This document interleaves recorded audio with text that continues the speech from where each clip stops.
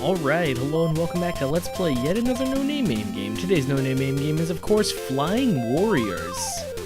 That's all wrong, this is a game from the Nintendo. But, alright, so we got standard. How do we change our operation mode? Ah, I see. We'll go with standard. So, I don't know what kind of game this is, but I've heard rumors that this is a good one. So let's take a look at what it is. And again, that intro music is a thing of beauty, so I can only imagine that the game itself is just as good. It's always kind of interesting when a game starts out with like a big epic cutscene and it's always like some sort of giant far-out war between good and evil. I believe Link to the Past starts out with a cutscene kind of like this, but also Shining Force does. Now Shining Force had made a lot more sense because the whole conceit was like, you're reading this book with this little girl, and so it makes sense that, like, okay, the intro cutscene should be this long introduction on, like, a land of war and some evil power resurfacing and taking over things, because, I mean, that's probably what you're telling that poor little girl. Link to the Past, I think they're just setting up the scene. Oh, Rick Stalker.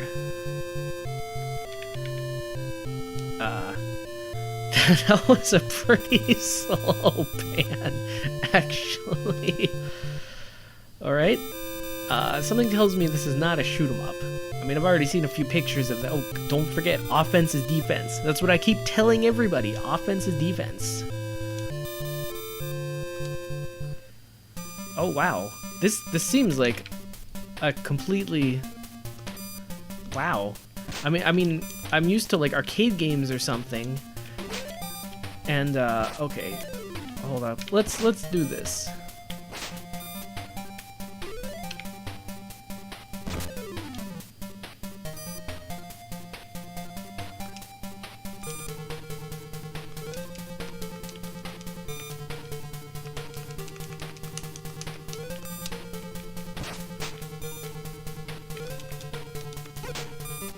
Oh, I get it. You have to hold down the button and then you do it.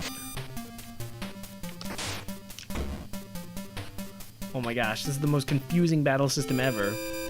Have you ever played a Pancake Slot or something? It's about as bad. Although Pancake Slot was like this ridiculous simulation of actual combat. Wasn't there some sort of samurai fighting game for like some old computer, maybe ported to the Nintendo or whatever?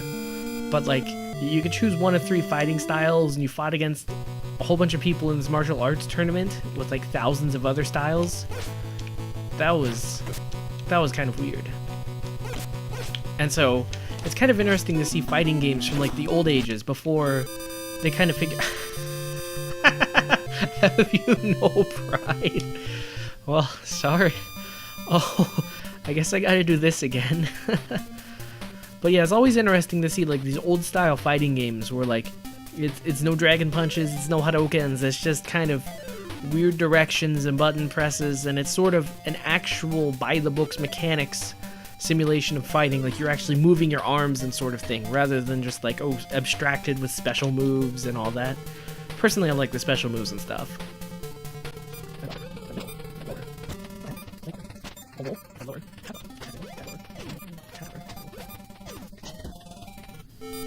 Okay, so it seems like everything is context-based, which does not entirely make sense.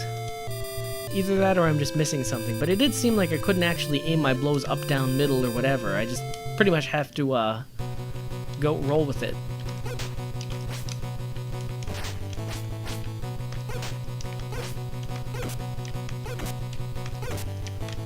Oh, alright. Oh, okay. But it's interesting, you basically just either hold forward or you hold down D to attack. And it's like, that's it. Those are your only choices. I want me some of that power milk. Oh, no, never mind. No pride.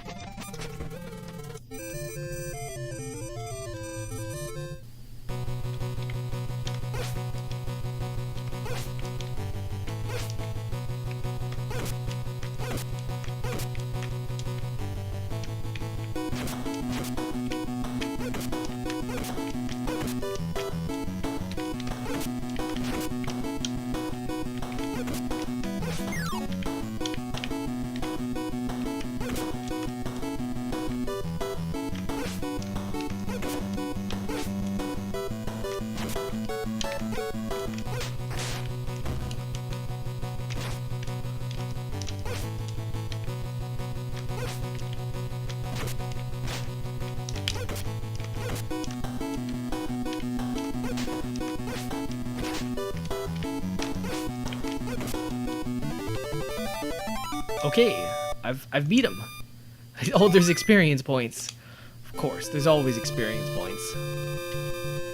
Wow, that's so weird. The combat is essentially just 2 buttons. I don't know why they pretend like it's not, but it is.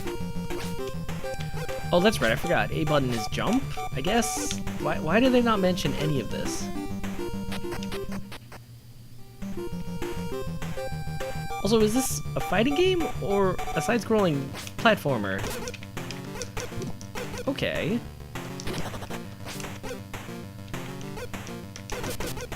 Rick walks across the countryside, fighting phantoms, as one does.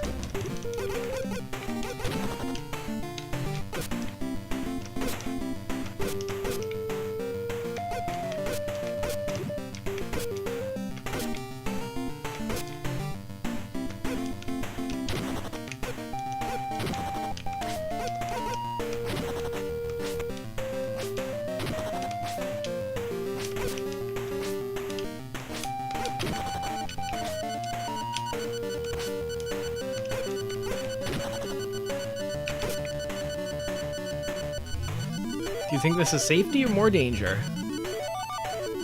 Come on, safety. Oh, we are so far in this cave.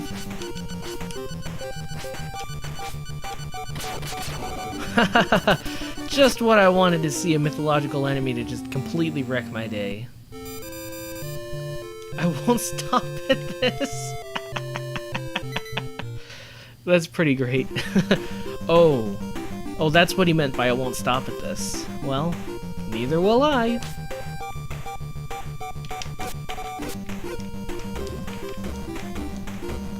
Yeah, I guess they really weren't kidding when they said offense is the best defense.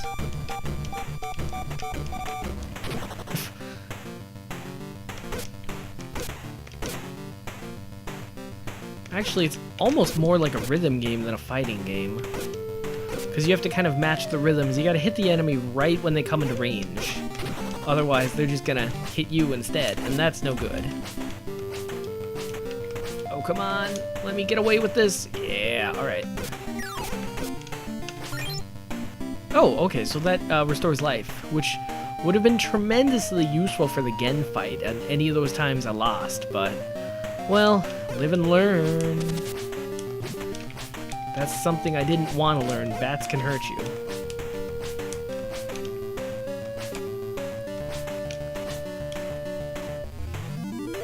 Alright, devil. I'm ready for your nonsense. And by ready for your nonsense, I mean I went the wrong way, so I'm not actually ready for your nonsense. Do we kick her or what? She's an angel. Now, I kind of get that this is trying to tell, like, an epic story, but I mean, like, aren't there some limits? You can't just tell, like, crazy stuff. Never mind, back to more Shadow Warriors. I thought he was going to enter into a tournament and just fight, like, a bunch of enemies, all who approach, and then eventually he'll get better and better and level up. Oh, okay, so the KO, I believe that's ticking down. Do you think that's my experience? Well, I punched up a storm, now it's night. It's kind of funny, because this is a platforming game, but the actual platforming you do is trivial. Which, frankly, is not the same, not true for most platforming games. Usually it's the combat that's, like, insanely tough, and then the actual platforming is even tougher. Or no, it's the combat that's trivial, and then the platforming is actually pretty tough. But here, the combat is surprisingly subtle. I mean, he only has one attack, and it's a lot more of it. Oh, you don't even have to hold it. Even though Gen always taught me to hold my attacks, because Gen is a jerk who does not want you to succeed. I won't stop at this. You say that, Rick, but I see those credits, and those credits are ticking down. So I'm assuming this is some sort of platformer, but it's probably a platformer more in line with Ninja Gaiden, with a save file and various levels. Although I don't know why they taught me how to like really fight against Gen, and then they just stick me in a bunch of platforming levels where it's just random enemies coming at me. Oh my gosh. And then the flying things, that's, oh my gosh. This is, it's like playing Castlevania or something, but then harder because the enemies are smarter and like things are more simplified, but like, because the enemies move back and forth, so that's why it's not just as easy as pressing tap as soon as they're in range. And also I think enemy, like memorizing enemy movements is kind of important. Well, okay. Hopefully there are enough checkpoints, often enough, and maybe enough backup credits, that we can just credit spam our way through the game. But, I'm not so optimistic. I really feel like we should be able to, like, buy something here. What's the deal? Do they not like Rick? Poor Rick Stalker.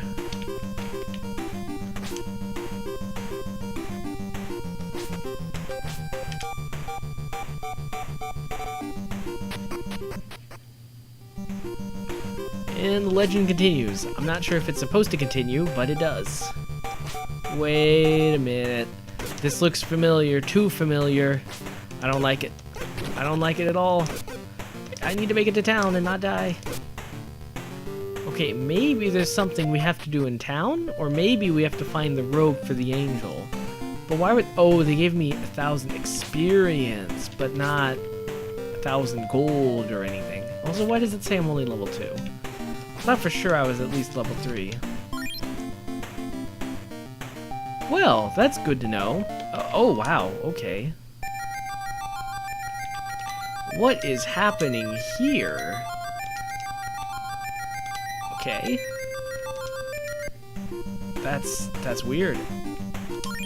Oh, I see. Oh, well, okay. Now you know what I was gonna say next.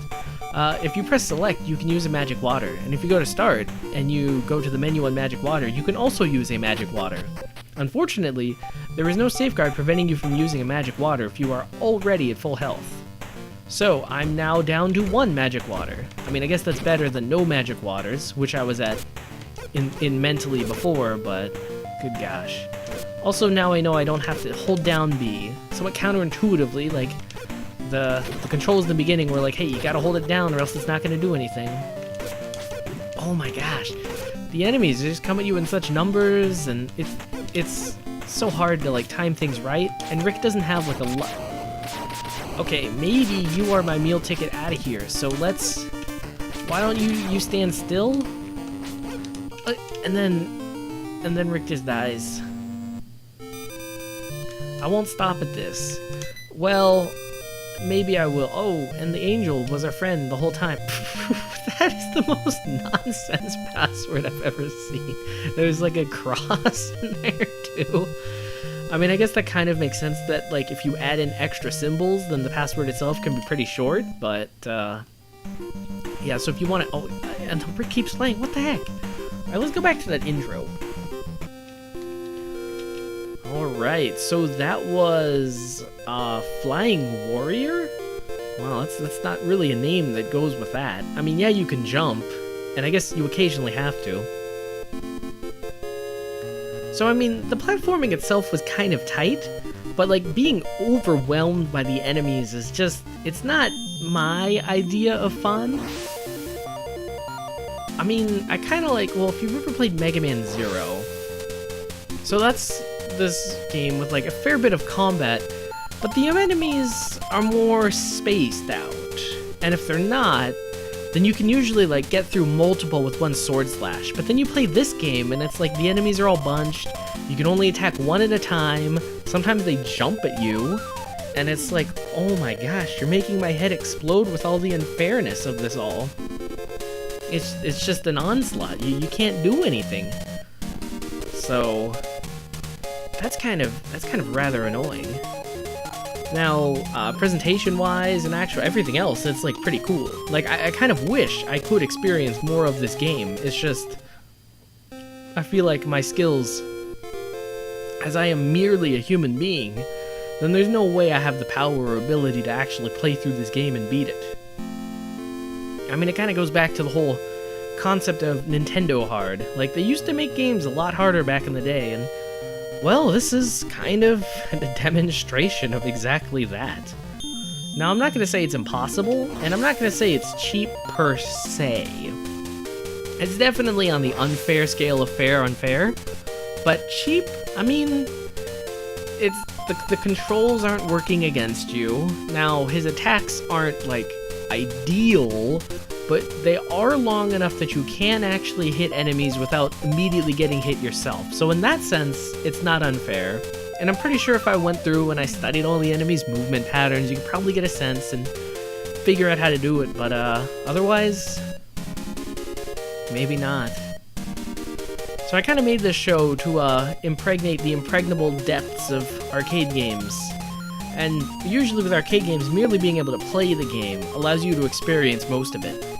But when it comes back to these ancient Nintendo games, like, you kind of can't apply that mentality. Because not only is some of it gated behind, like, actually opening the game, like, actually knowing to play that game, it's also gated behind the fact that, like, there's this crazy difficulty. Now, I'm no Mexican runner. I'm not trying to, like, play through and beat every Nintendo game in existence. I'm actually kind of curious how he did it. But, still, we got to experience, if only a sliver, of Flying Warriors. And we'll let that taste try to help us subsist on through these dark days. And on that note, this cat's got a scat.